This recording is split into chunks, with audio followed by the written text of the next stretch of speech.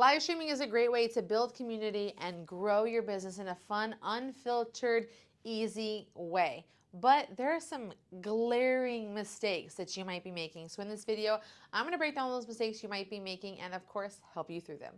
Hi, my name is Desiree. If you're looking to grow your business with better social media and content marketing, take action now.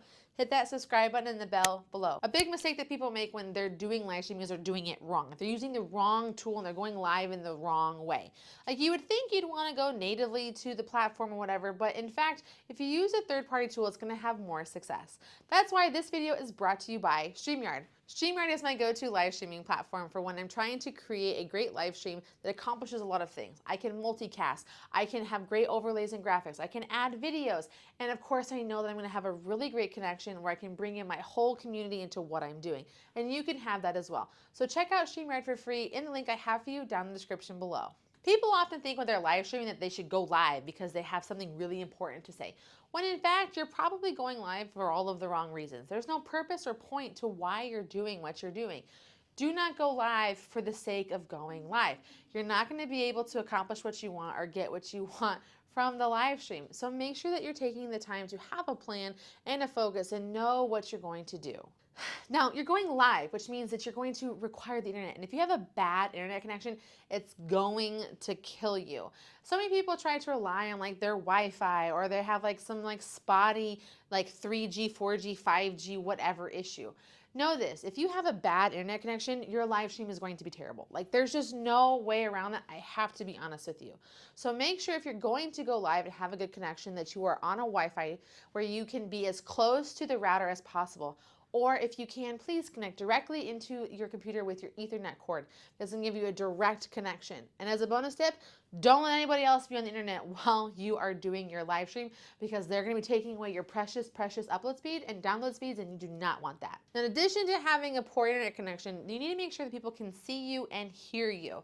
And I'm sorry guys, if like you have bad lighting, or it's dark, or it's muffly, or it's windy, or it's loud, or your kids are screaming, or whatever it is, people can't see you, people can't hear you, and they're just going to scroll right on by. They need to be able to focus on you and get your information. If they've given you your attention through that live stream notification, don't waste it by not having a plan for looking good and sounding good on screen. Now this is what my video editor is going to absolutely love, because we usually do everything in vertical. When it comes to live streaming, I encourage you to do everything horizontally, because you're going to be able to capture people on that screen.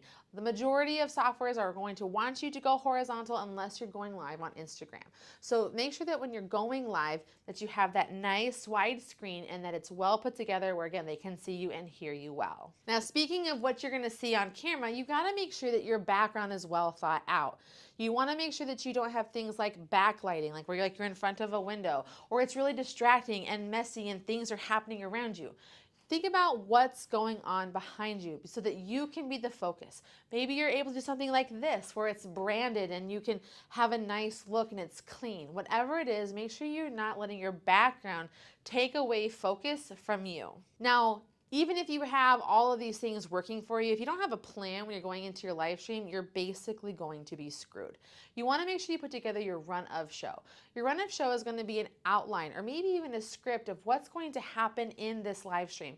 You're going to introduce yourself. You're going to lay out what they can expect. You're going to have predetermined questions. If you have a guest, you're going to have their bio, their information, their questions. When you do sponsor shout outs, all of these specific things are important for you to have a good pace and a good rhythm for your live stream.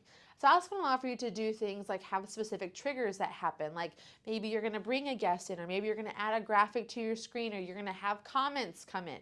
Having that run of show sets a pace and a tone so you're never having like dead space or time.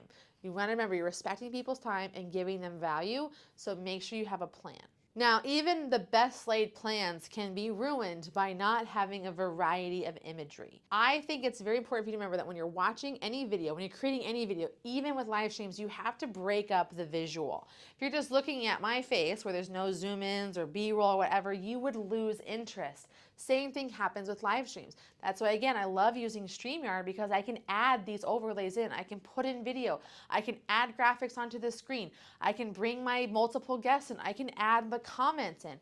by having visual breakups of your live stream, it's going to hold people's attention more and allow for them to engage. Now, speaking of engagement, if you're just having a one-way conversation with yourself, like, why did you even go live? Like, that's what you could just create a pre-recorded video and just talk at people. If you're going live, you have to have a plan to engage. Call people out by name, like, hey Bob, hey Joe, hey Susie, hey Molly, like, thanks for being here. Oh, so-and-so answered my question. Let me pull onto screen and like laugh about it or answer their question. Whatever it may be, make sure you're not having that one-way conversation, because that's a glaring problem for a live stream if you're not engaging with your audience.